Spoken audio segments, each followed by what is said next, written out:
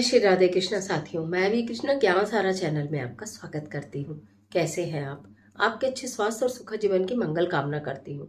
आपके और अपने इष्ट देवों को कोटि कोटि नमन करते हुए, बड़ों को प्रणाम करते हुए वीडियो प्रारंभ करते। साथियों, आज बात कर लेते हैं महाशिवरात्रि की। महाशिवरात्रि 26 अगस्त दिन बुधवार।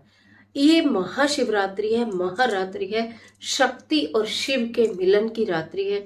कहा जाता है कि इस अद्भुत संयोग में, इस महाशिवरात्रि में आप जितने भी भगवान भोलेनाथ को प्रसन्न करने के लिए उपाय कर सकते हैं, पूजा कर सकते हैं, मंत्र कर सकते हैं, पाठ कर सकते हैं, उतना ही आपको अधिक फल प्राप्त होने वाला है।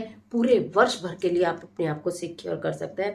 भगवान भोलेनाथ आज के दिन बहुत प्रसन्न मुद्रा में होते हैं, तो जो भक्तजन उनका प्रेम से एक लोटा जल भी चढ़ाते हैं वो उससे भी प्रसन्न हो जाते हैं। लेकिन जब ईश्वर ने इतना सब कुछ दिया है तो भगवान की प्रिय वस्तुओं से हमें उनकी किस प्रकार पूजा करनी चाहिए। देखिए, मैं आज बात कर रही हूँ पूजा का शुभ मुहूर्त, पारण का शुभ मुहूर्त और सरलतम पूजन विधि और सामग्री के साथ आज की वीडियो में आपको समस्त जानकारी देने के लिए। चलिए झटपट वीडियो प्रारंभ कर लेते हैं। उससे पहले चैनल पर नए आए तो चैनल को सब्सक्राइब कर लीजिएगा और बेल आइकन का बटन भी प्रेस कर लीजिएगा, जिससे आने वाली वीडियोस का नोटिफिकेशन आपको मिले सबसे पहले। मैं बात कर रही हूँ महाशिवरात्रि की। महासंयोग में है तो शिवरात्रि की तिथि 26 जनवरी प्रातः 11:08 पर प्रारंभ हो रही है, जो कि 27 फरवरी को 8:54 पर प्रातःकाल समाप्त हो जाएगी।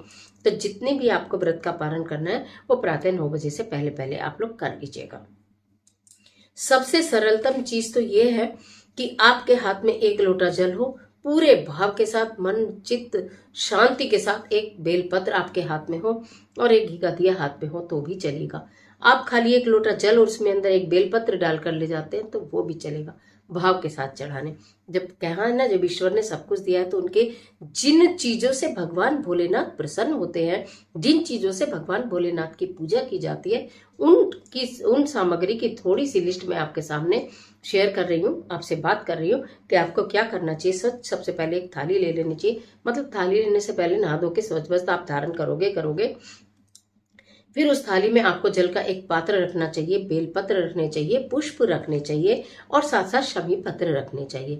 फूल रख लिए और ये आपने पत्तियां रख ली। उसके बाद भांग हो गई, धतूरा हो गया और उसके साथ साथ भस्म हो गई, जनेऊ हो गया, जनेऊ 2 रखिएगा। माता पार्वती जी के लिए श्रृंगार का सामान और एक चुन्नी हो गई। गठबंधन करने के लिए मोली हो गई। उनका श्रृंगार करने के पश्चात लगाने के लिए इत्र हो गया, कुमकुम हो गया। बेर का अत्यधिक महत्व शिवरात्रि पर बताया जाता है, तो बेर जरूर से जरूर रखिएगा। मिठाई जो भी आपने यथासंभव, अगर आप व्रत रख रहे हैं तो निश्चित आपने इस व्रत में फलाहार ही किया जाता है, तो आपने उससे संबंधित जो भी चीज बनानी है, मखाने की खीर बना लीजिएगा। खीर भोलेनाथ को बहुत पसंद है, जो कि चावल तो खाने नहीं, तो मखाने की खीर आप बना सकते हैं, पनीर की खीर बना सकते हैं, ड्राई फ्रूट की खीर बना सकते हैं, समक के चावल की खीर बना सकते हैं। समक के चावल यानी व्रत में खाए जाने वाले चावल, उनकी आप खीर बना सकते हैं। भोग के लिए आपको ये सामग्री लेनी होगी। पूजा के लिए मैंने आपको बताया, भांग है, धतूरा है और भस्म है। भगवान शिव का अगर आप भस्म से श्रृंगार करो, मैं आपको क्या ही बोलूं, सारी तकलीफें जलकर भस्म हो जाएंगी, सारे कष्ट सारे दुख जलकर भस्म हो जाएंगे। जो जातक महाशिवरात्रि पर भगवान शिव का भस्म से अभिषेक करता है, जो तो पंचामृत से अभिषेक किया जाता है, दूध दही शहद गंगाजल घृत यानी कि घी, इन 5 चीजों को मिलाकर चरणामृत होता है। वो उससे करते हैं, अलग अलग भी करते हैं। पहले जल चढ़ाएंगे, फिर दूध चढ़ाएंगे, फिर दही चढ़ाएंगे, फिर शहद चढ़ाएंगे, फिर घी चढ़ाएंगे, फिर पुनः गंगाजल चढ़ा देते हैं। तो आपका वो अभिषेक भी पूर्ण माना जाता है, रुद्राभिषेक माना जाता है। महाशिवरात्रि पर इन 5 वस्तुओं से अभिषेक करने पर उसको रुद्रा अभिषेक का रूप मिल जाता है और आपको उतना ही फल भी प्राप्त होता है। तो महाशिवरात्रि पर इसलिए रुद्राभिषेक करें तो जरूर कर लीजिएगा। 4 पहर की पूजा का विधान है। चारों पहर की पूजा का समय मैं आपको कम्युनिटी पर यानी कि उस पर दे दूंगी, आप देख लीजिएगा।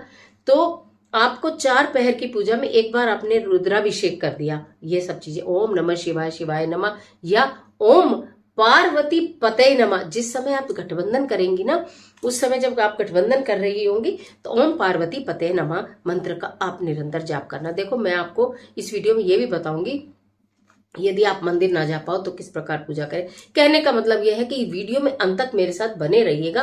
बीच में स्किप करेंगे तो कुछ चीजें और भी मैं ऐड कर रही हूँ, वो आपकी छूट ना जाए, क्योंकि मैं हूँ वी कृष्णा और आप देख रहे हैं भगवान का मेरा और अपना यूट्यूब चैनल ज्ञान सहारा।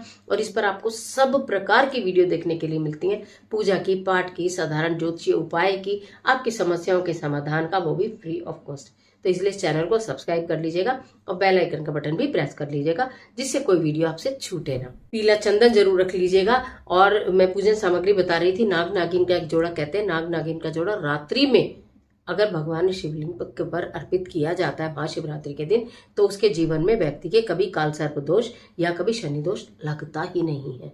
होता है तो समाप्त हो जाता, नहीं होता तो कभी लगता ही नहीं है। चांदी का इतना सा चंद्रमा आता है, बहुत ही सस्ता आता है, जो चांदी का चंद्रमा महाशिवरात्रि के दिन, जो कि भगवान शिव के मस्तक पर विराजमान है, अगर आप महाशिवरात्रि के दिन शिवलिंग पर अर्पित कर देते हैं, मैं आपको क्या ही बोलूं, आपका चंद्रमा उचका हो जाएगा, आपका शुक्र उचका हो जाएगा, आपका पूरे संसार में मान सम्मान यश कीर्ति के डंके बजेंगे, चंद्रमा के समान आपका तेज हो जाएगा, ऐसे मान्यता है। अगर आप इस तरह का कार्य भी कर लेते हैं, 3 ताली बिल्कुल साधारण, बहुत तेज तेज नहीं बजानी है, 3 ताली बिल्कुल साधारण मुद्रा में। और मैंने आपको पहले शॉर्ट वीडियो में बता रखा है 3 ताली बजाते समय आपको क्या बोलना है। पहली ताली आपकी हाजिरी की होती है, पहली ताली आपकी हाजिरी की होती है कि प्रभु मैं आपकी शरण में आया हूँ। दूसरी ताली आपकी मनोकामना पूर्ति की होती है कि जो भी आपके मन में भाव है, इच्छा है, जो भी प्रभु से आज के दिन आप चाहते, कहते हैं ना, जो चाहो वो पालो। तीसरी ताली इस बात की होती है कि जो गलतियों ने क्षमा करना और जो हमारे हित में हो प्रभु आप वो ही करना। इस तरह से 3 ताली आराम से बजाई जाती हैं पूजा के बाद। तो ये 3 ताली बजा लीजिएगा। चंदन, रोली, मोली सब मैंने आपको बता दिया कि जो आपको जरूर से जरूर भगवान शिव की पूजा में अगर सामर्थ्य है तो जरूर लेना चाहिए। आज के दिन अगर आप बजरंग बाण का पाठ करते हैं तो भगवान शिव और हनुमान जी में कोई फर्क नहीं, आप जानते हैं उन्हीं के अवतार है। तो आप अगर आज के दिन बजरंग बाण का पाठ करते हैं या शिव चालीसा का पाठ करते हैं या आप विष्णु सहस्त्र नाम का पाठ करते हैं, कहने का मतलब है, या फिर रुद्राक्ष की माला से, घर मंदिर में बहुत भीड़ होगी, इसलिए ब्रह्म मुहूर्त में उठकर अपना सबसे पहले भगवान की पूजा करके आ जाइएगा। फिर भी समय नहीं मिल रहा है तो अपने घर में चाहे शांति से करिएगा और वहां पर जाकर दर्शन करके एक लोटा जल अर्पित कर आइएगा। कहने का मतलब यह है कि मन में हलचल नहीं हो, परेशानी ना हो। ऐसे नहीं आप बहुत भीड़ में धक्का मुक्का में गए और आपका जल भी ठीक से नहीं चढ़ा और आपका मन भी विचलित हो गया कि मेरा तो व्रत भी बेकार चला गया और मैं शिवरात्रि पर पूजा नहीं कर पाई, ऐसा नहीं। तसल्ली से करिएगा अपने घर में पूरा दिन, मैंने बोला है पूरा दिन शिवरात्रि पर जो है ये पूरा दिन मुहूर्त है, तो आप अपने घर में रुद्राक्ष की माला अगर आपके पास हो तो बस क्या ही बोलूं, रुद्राक्ष की माला से ओम नमः शिवाय मंत्र का अगर आपने जाप कर दिया तो सहस्त्रों क्या हजारों मंत्रों के बराबर आपको फल प्राप्त हो जाएगा, मात्र एक माला। ये आप कर सकते हैं। इसी के साथ साथ आपको आज के दिन यानी कि पूजा की मैंने आपको बता दिया कि अगर पंचामृत से करेंगे तो ठीक है, नहीं तो वो जो कुल सामग्री मैंने आपको बताई है उस सामग्री से आप अपना पूजन कीजिएगा। अगर आप मंदिर नहीं जा पा रहे हैं, घर के किसी भी गमले में छोटा सा 1 अंगूठे भर इतना सा सिर्फ पार्थिव शिवलिंग का निर्माण ऐसे कर लीजिएगा।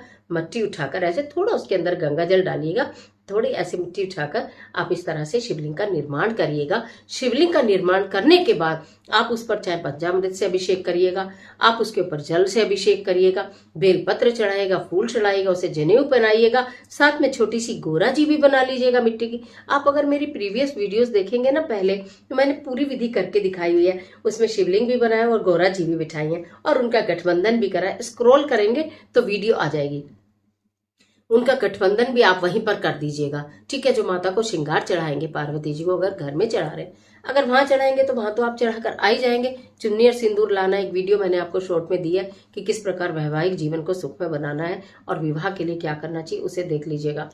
तो वो तो आप करेंगे, लेकिन आपने घर के गमले में ये सब किया है तो उस श्रृंगार की सामग्री को आप थोड़ी सी आप मंदिर में देकर आइएगा।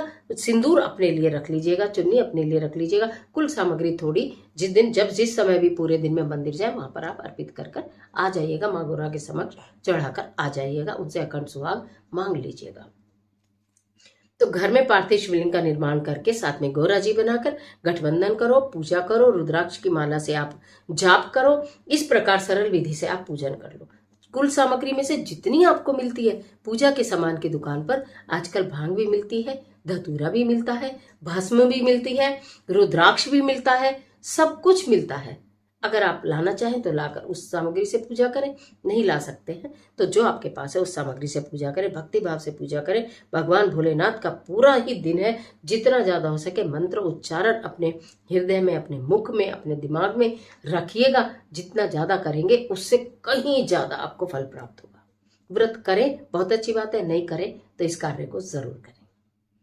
आज के लिए इतना ही, इजाजत दीजिए। आशा करती हूँ वीडियो आपके लिए बहुत उपयोगी साबित होगी।